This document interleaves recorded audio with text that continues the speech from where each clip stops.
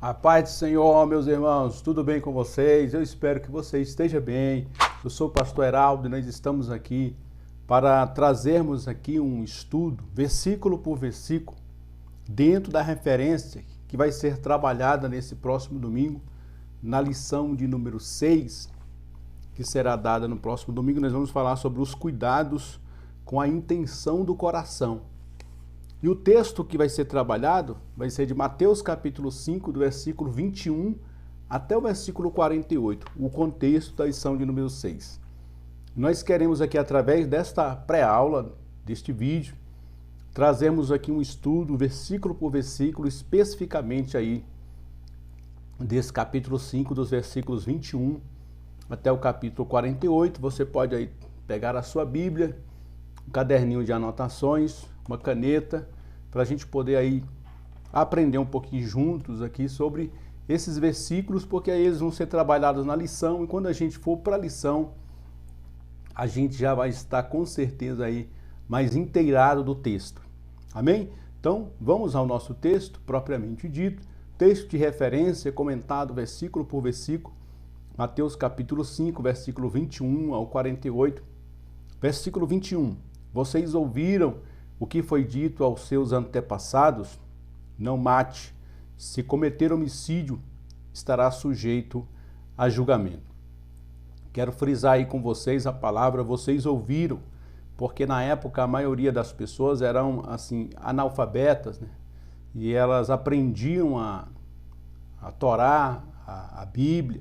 Eles decoravam os textos bíblicos, porque uma boa parte deles não tinham o privilégio, como nós hoje, de frequentarmos a escola. Todas as crianças são matriculadas na escola, então a maioria do povo ouvia a lei e decorava a lei. Então a lei era transmitida oralmente, de pai para filho, por isso que eles tinham aí que aprender através das sinagogas. Eles se dirigiam às sinagogas, ouviam a lei e a explicação da lei através dos escribas e dos fariseus.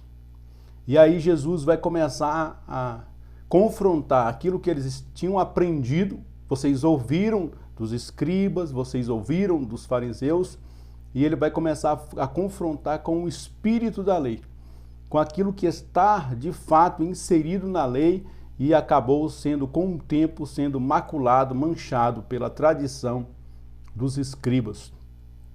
E ele diz assim, não mate. Se cometer homicídio, eu destaquei também a expressão, se cometer homicídio, estará sujeito a julgamento. Porque eles levavam aqui em consideração que matar alguém, cometer homicídio, tirar a vida de alguém, só era punido ou levado a julgamento na lei civil, na lei dos homens, se cometesse o ato em si, de matar alguém. Jesus, na verdade, ele vai contrapor esse ponto a partir do versículo 22, quando ele diz, eu, porém, lhes digo que basta irar-se contra alguém para estar sujeito a julgamento. No versículo 21, a gente percebeu que na tradição que os escribas haviam transmitido ao povo, eles haviam dito que a lei dizia que só era para levar a julgamento a pessoa que matasse propriamente dito uma pessoa.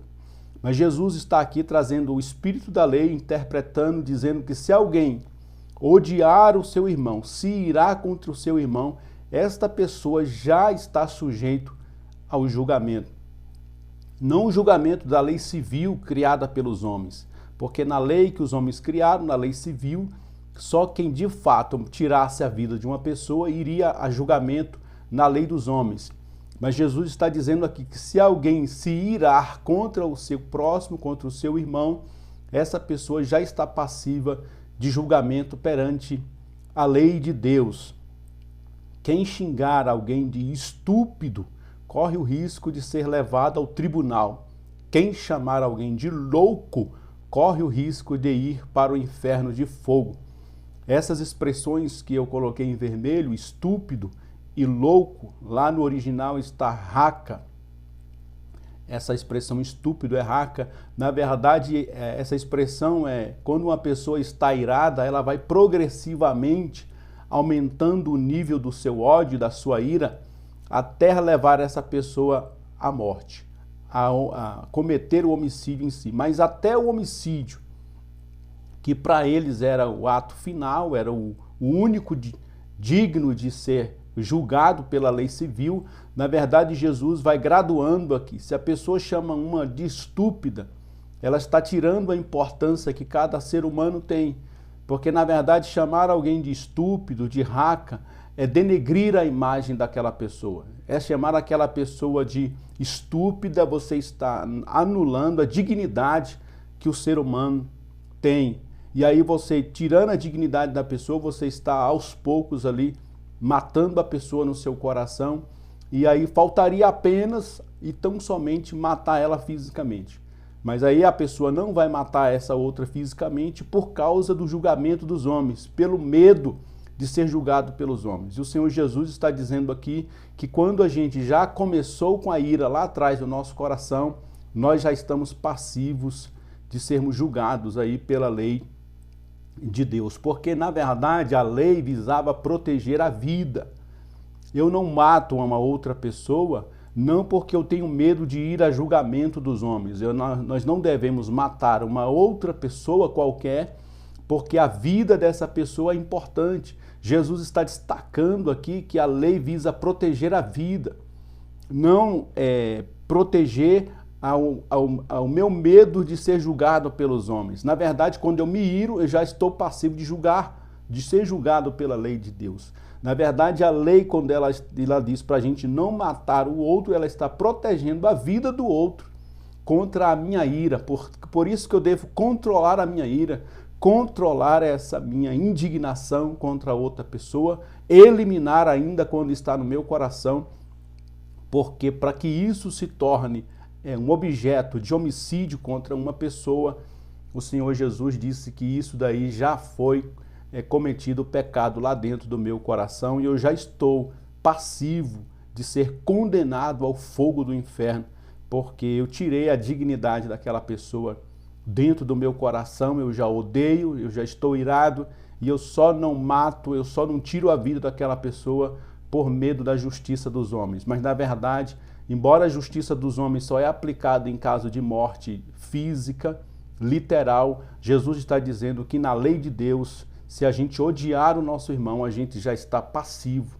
de ser julgado e lançado no inferno. Versículo 23.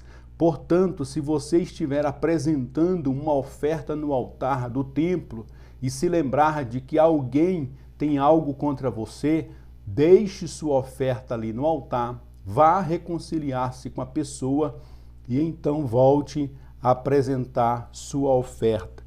Ele está mencionando aqui uma coisa que a gente faz com muita frequência, né? A gente oferece culto a Deus, a gente oferece sacrifício a Deus. E Jesus está dizendo aqui que mais importante do que oferecer um sacrifício a Deus, um culto a Deus, é antes estar reconciliado com aquela pessoa em que, na verdade, o texto está dizendo que a pessoa tem algo contra nós. Nós não temos nada contra a pessoa, mas a gente tem consciência de que aquela pessoa tem algo contra nós.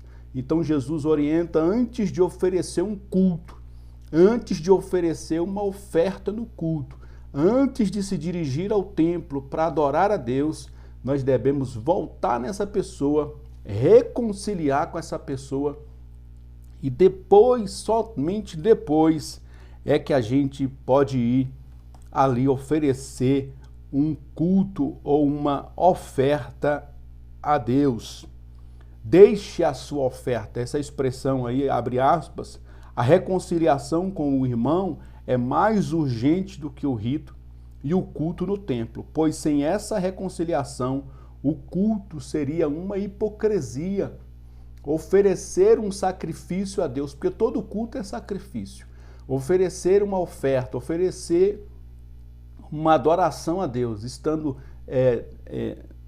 com a nossa relação com o nosso irmão quebrada, na verdade seria um culto hipócrita, porque nós não amamos o nosso irmão a qual nós vemos, e aí Jesus nos chama a atenção dizendo, como você quer dizer que ama alguém que você não vê, como você diz, perdão, que ama a Deus a qual você não vê e você diz que ama a Deus a qual você não vê.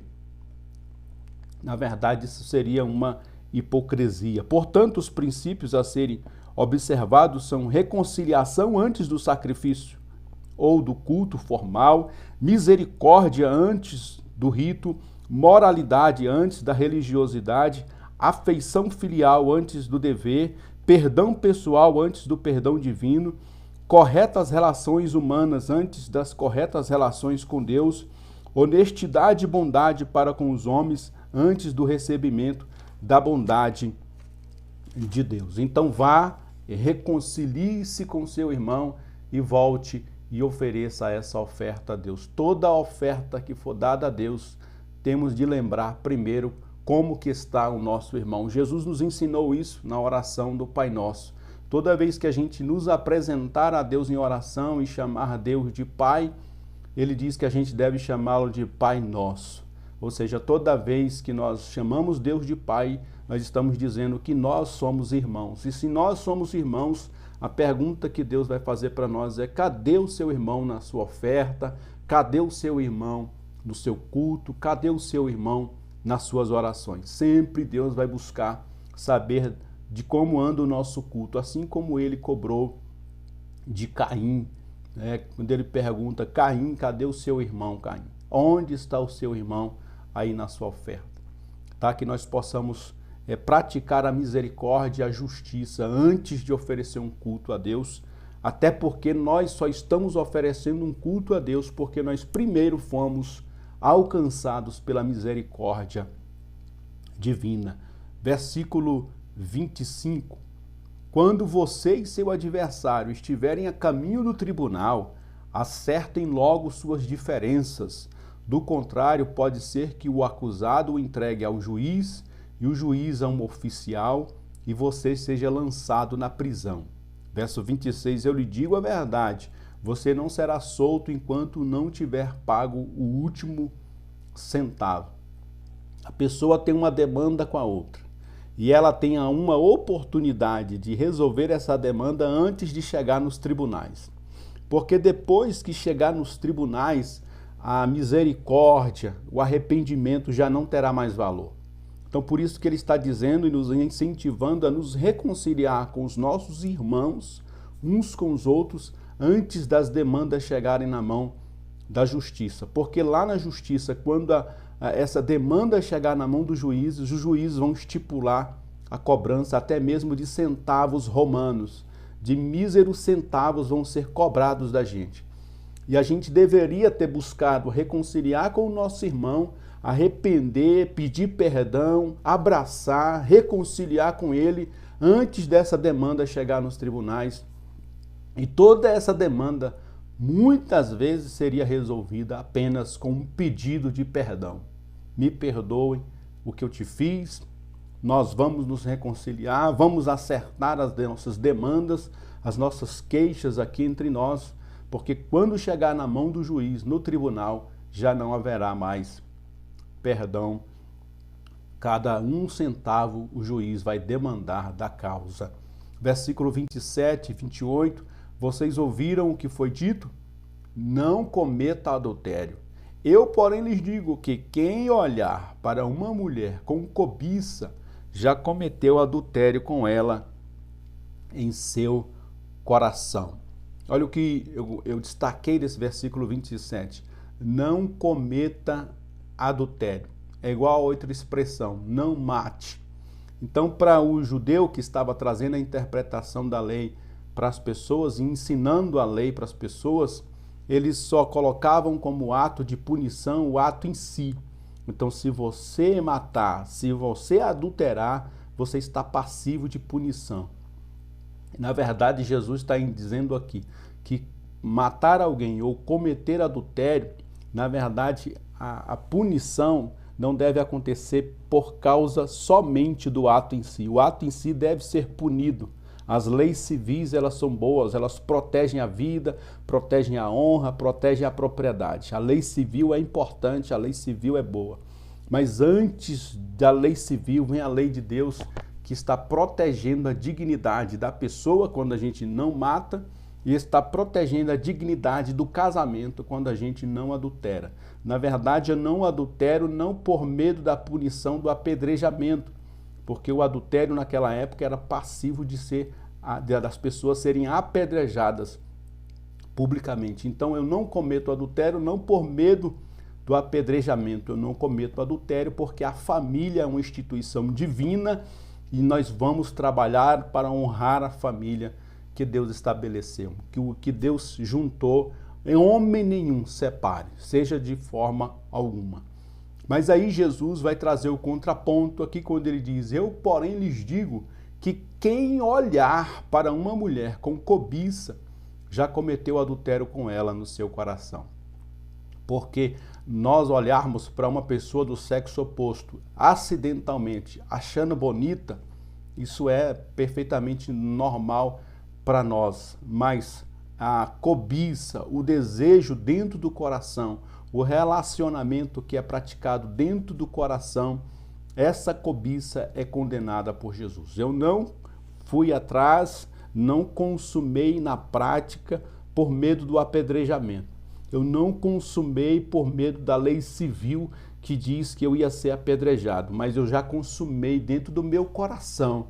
E Jesus está aqui condenando essa ação que é feita dentro do coração. Os judeus, para não dizer os escribas e os fariseus, eles colocavam assim, que Deus ele juntava e somava pontos quando eles conseguiam praticar a lei ou fazer coisas positivas, eles iam juntando crédito diante de Deus. Mas quando eles erravam, quando eles falhavam, Deus não levaria em conta se eles não consumassem. Então, desejar uma pessoa ou irar-se contra uma pessoa não seria colocado em conta, não seria objeto de punição, apenas o ato consumado, matar alguém ou adulterar com uma pessoa. E, na verdade, Jesus está fazendo aqui uma correção, que tudo que começa no coração, muitas das vezes pode não desembocar em uma ação de matar ou adulterar com uma outra pessoa, mas iniciou-se no coração, já manchou toda a pessoa, já tornou ela impura para diante de Deus. Versículo 29 e o versículo 30. Se o olho direito o leva a pecar, arranque-o e jogue-o fora. É melhor perder uma parte do corpo que ser todo ele lançado no inferno.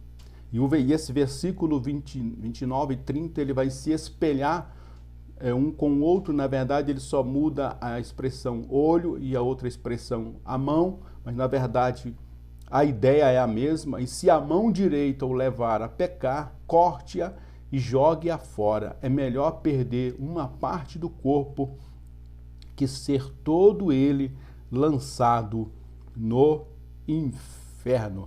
Jesus está aqui dizendo que a seriedade do reino de Deus é tão grande que a gente compararia que às vezes seria melhor perder um membro fisicamente, a mão direita, que é a mão principal, né? Que é a mão em que a gente trabalha, labora com ela, perder também o olho que a gente enxerga, que nos dá visão, que nos dá condição de caminhar, de andar, de nos relacionar com as pessoas. Então, perder dois membros tão importantes como esse, perto de alcançar o reino de Deus, é uma coisa incomparavelmente melhor, né? Na verdade, esse texto não é trabalhado de maneira literal, o texto não está incentivando a gente a arrancar o nosso olho, a arrancar a nossa mão. Ele está dizendo que o reino de Deus é muito sério para a gente brincar com as coisas dos céus, que a gente precisa levar muito a sério isso, porque se nós não levarmos a sério, o nosso corpo inteiro vai ser lançado no inferno por causa de detalhes que a gente poderia ter aberto mão. Abrir mão dessas coisas em favor do reino de Deus é muito melhor. Sacrificar a nossa vida, a nossa vontade, os nossos gostos, os nossos desejos, nós devemos todos os dias lançar isso, sacrificar isso, porque valerá a pena, porque o reino de Deus é muito, infinitamente melhor. Versículo 31 e o 32. Também foi dito, quem se divorciar da esposa deverá conceder-lhe um certificado de divórcio. Em outras versões mais tradicionais diz conceder-lhe carta de desquite, né, ou carta de divórcio. Eu, porém, lhes digo que quem se divorcia da esposa, exceto por imoralidade, a faz cometer adultério. E quem se casa com uma mulher divorciada também comete adultério. No princípio, Jesus sempre vai levar lá para o Gênesis. No princípio, Deus uniu homem e mulher. Veio a lei por causa da dureza do coração dos homens. Moisés vai permitir a carta de desquite ou a carta de divórcio. Como que funcionava essa carta? Porque antes o homem ele poderia se divorciar da mulher por qualquer motivo. Então ele não achava ela legal, achava que deveria desquitar dela, achava que deveria desfazer o matrimônio e mandava ela embora. E essa mulher, então, era mandada embora, ultrajada, e muitas das vezes mal vista e mal falada, e esse homem, ele tinha, então, o direito de se casar com outra mulher. Então, na verdade, eles usavam muito essa artimanha para trocar uma mulher pela outra. Aí Moisés, por causa dessa dureza, por causa do pecado dos homens estavam cometendo, Moisés concede a eles a oportunidade ou o direito de se separar. Só que eles vão ter que dar essa carta de divórcio. E essa carta de divórcio, ela visava proteger o casamento. Por quê? Porque dificultava o divórcio. Toda vez que o homem ele se separava da mulher, ele queria se separar da mulher, ele tinha que escrever uma carta liberando ela para que ela se relacionasse com a outra pessoa. E ao chegar a uma outra pessoa que ela fosse casar, que ela fosse conhecer a família, ela tinha ali uma carta dita pelo ex-marido dizendo que aquela mulher foi repudiada, que ela não cometeu falha alguma, que o divórcio não aconteceu por vontade dela e que o marido a abandonou, a mandou embora de casa sem motivo algum ou por motivos X. E ele anotava aqui e assinava essa carta.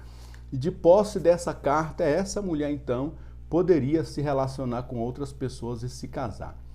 Por seu turno, essa mesma carta também dizia que se esse homem se divorcia dessa mulher, quando ele se divorciava dela e ela ia embora, ela não podia mais voltar para ele.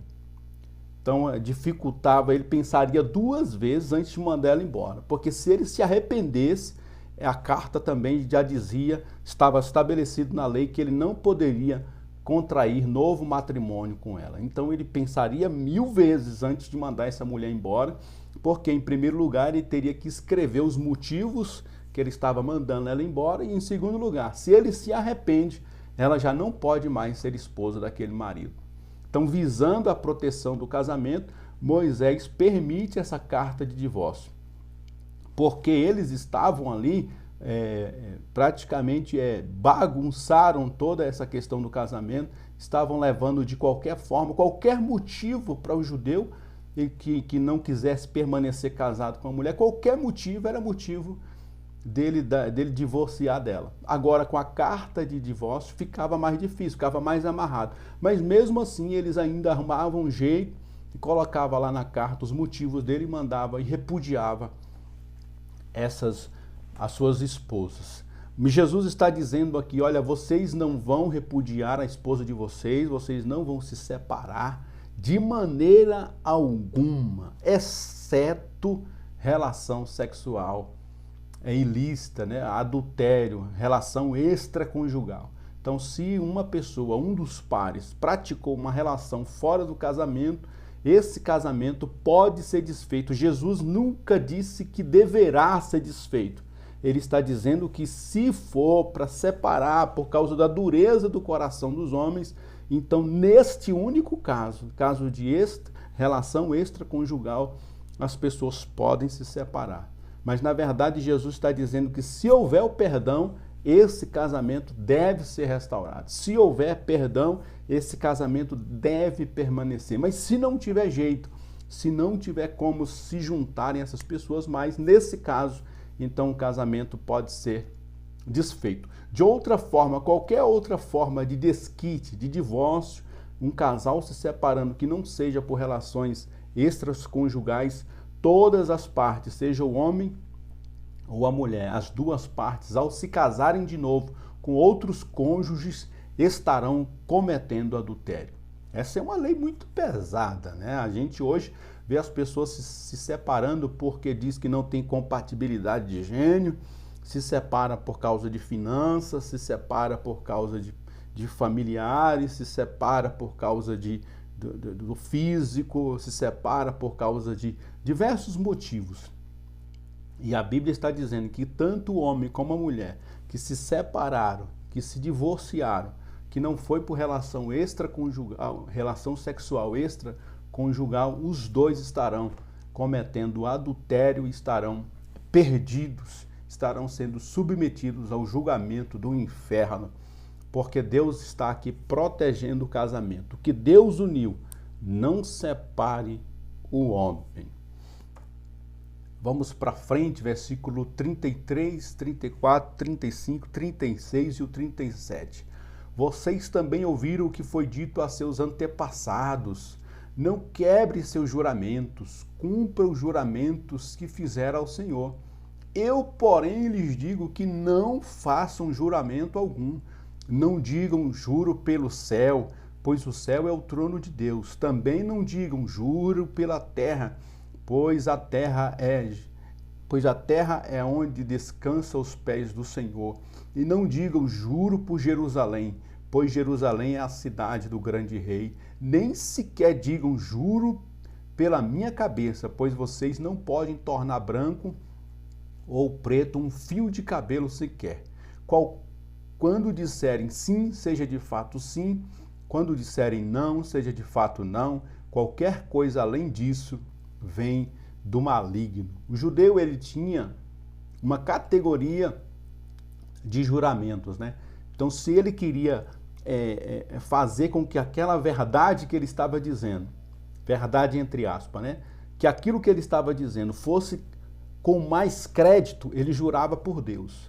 Se fosse uma coisa um pouquinho menos relevante, ele jurava por Jerusalém. Se fosse um pouquinho mais relevante, ele jurava pela terra. Se fosse uma coisa simples, ele jurava pela sua cabeça, né? Porque, na verdade, ele está praticando uma inverdade, uma mentira, e para encobrir a sua mentira, ele jurava pelo céu, ou pela terra, ou por Jerusalém, ou por sua cabeça, que, na verdade, ele estava encobrindo uma mentira. Hoje a gente vê muito isso em crianças, né? Em garotos.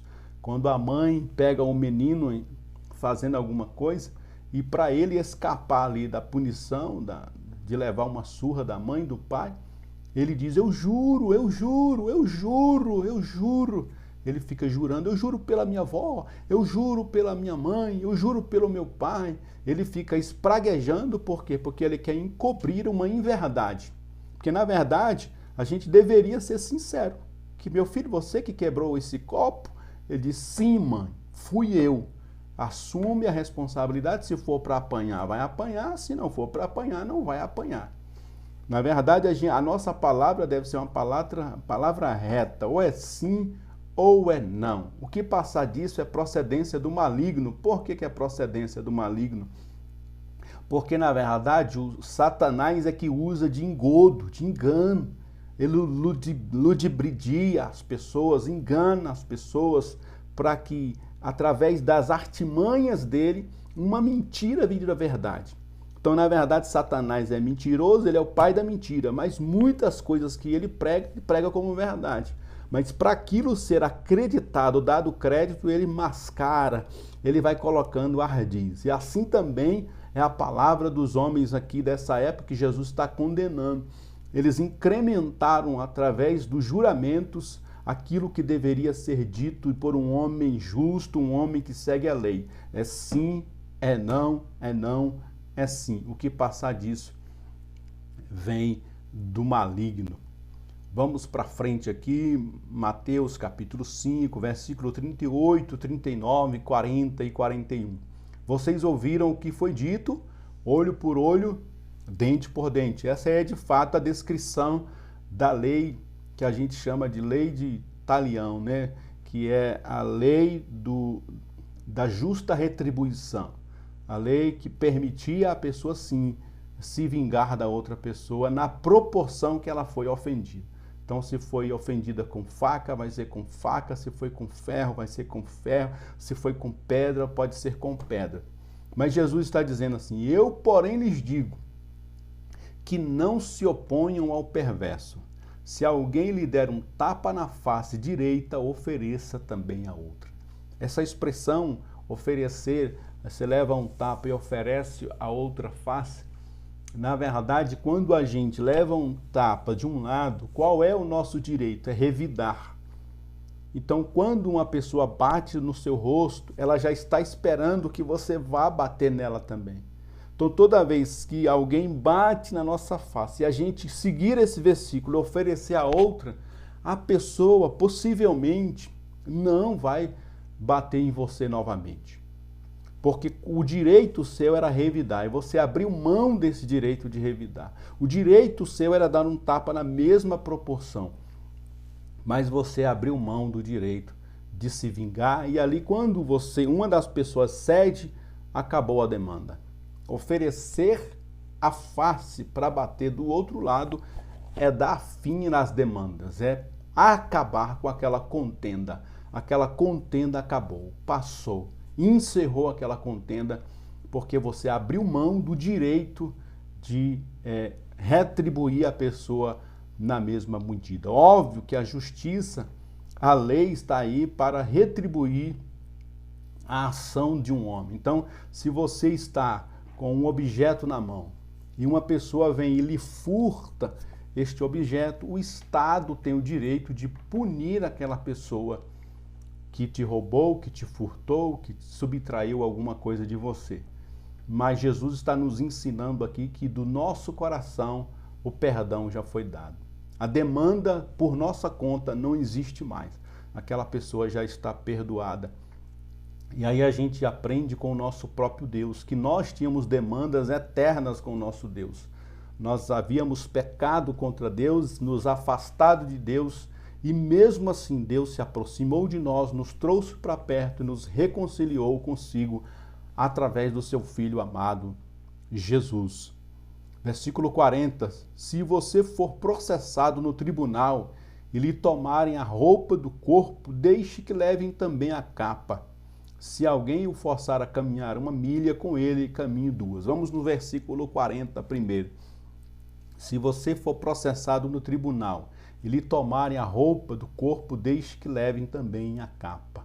Uma pessoa levava uma outra ao tribunal, começou uma demanda, porque ela não perdoou aquela demanda. Se tivesse sido perdoada, não teria chegado ao tribunal. Mas como chegou ao tribunal, agora o juiz estipulou a pena. Se a pessoa não tinha condição de pagar aquela penalidade, a outra pessoa tinha o direito de penhorar alguma coisa dela.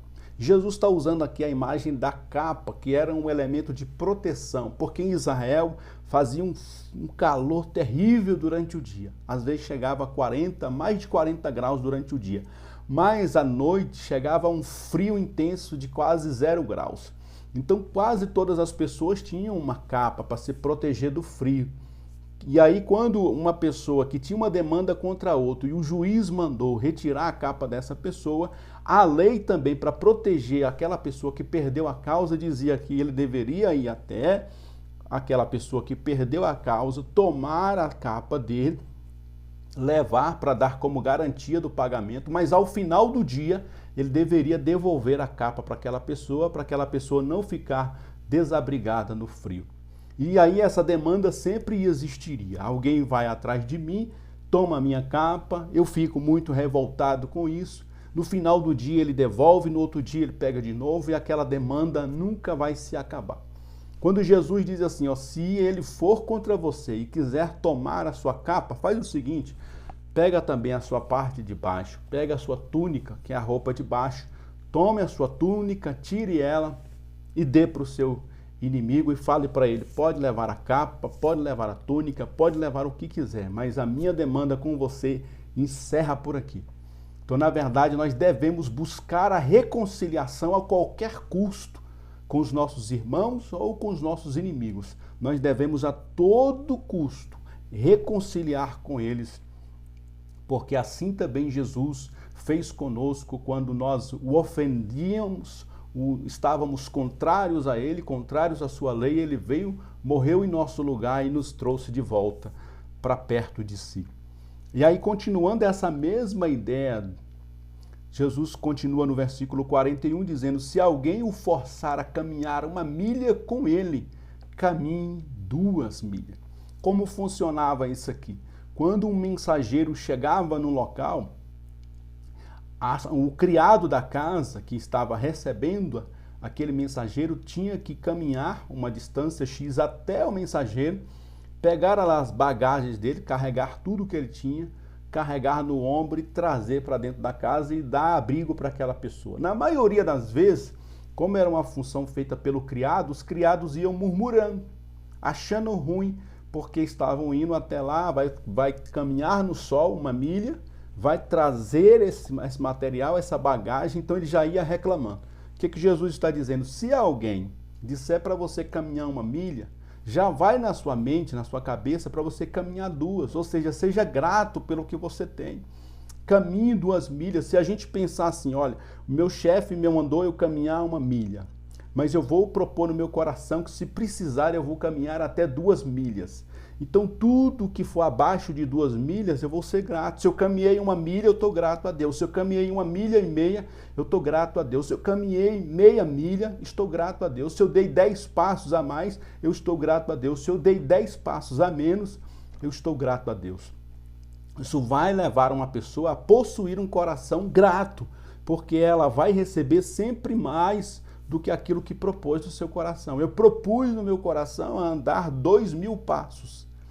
E o meu chefe mandou, o meu patrão me mandou e eu caminhei só 1.000 passos. Então, na verdade, eu ganhei 1.000 passos, estou grato a Deus por isso. O meu chefe não me deve nada e eu sou grato a Deus por tudo, né? Isso leva a pessoa a possuir um coração grato por aquilo que recebeu e não sair murmurando por aquilo que ainda nem fez. Porque, na verdade, eles saíam murmurando porque a lei mandava eles caminhar até 1.000 milhas. Então, para cumprir essa lei de caminhar 1.000 milhas, eles já iam reclamando dos primeiros passos. Se eles deveriam, então, colocar no seu coração de caminhar 2 milhas, então eles seriam gratos, porque eles não caminhariam nem 1 milha inteira. E aí nós vamos já partindo aqui para os versículos finais, versículo 42. Dê a quem pedir e não volte as costas a quem quiser tomar emprestado de você. Vocês ouviram o que foi dito: ame o seu próximo e odeie o seu inimigo. Eu, porém, lhes digo: ame os seus inimigos e orem por quem os persegue. Versículo 42, dê a quem pedir e não volte as costas a quem quiser tomar emprestado de vocês.